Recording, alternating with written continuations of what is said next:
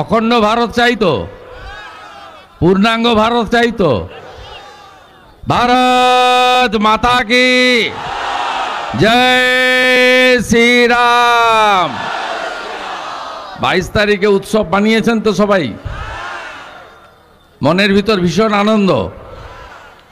কি বলবেন তোলাবলিরা আর সেকু আর মাকু, কংগ্রেস আর সিপিএম, কি বলবেন? सब समय बोलतो मंदिर वही बनाएंगे लेकिन तिथि नहीं बताएंगे।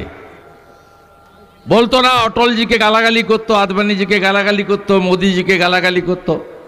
तो मंदिर वही बनाएंगे लेकिन तिथि नहीं बताएंगे।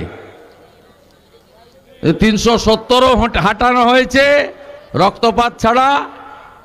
সুপ্রিম কোর্ট যা যা বলেছে সেটা মেনে শান্তিপূর্ণ উপায়ে রামলালা বিরাজমান হয়েছেন ভব্য রাম মন্দিরে। 500 বছরের স্বপ্ন পূরণ হয়েছে। সবাই বলুন জয় শ্রীরাম। অপেক্ষা করে থাকুন।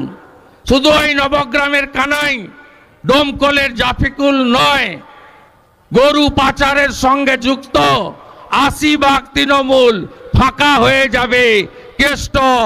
কেষ্টর কন্যার মতো তারা তিহারের মাটিতে গড়াগড়ি খাবে।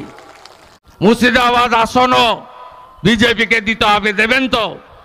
মোদিজিকে দেবেন তো? আগলি বার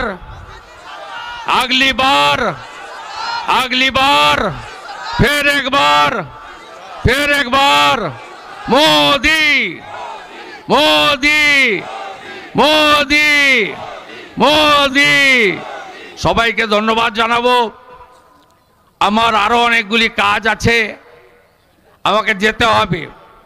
রাম মন্দিরের জন্য খুশি তো সবাই? তৃণমূলের বিভাজনের রাজনীতিতে জড়াবেন না।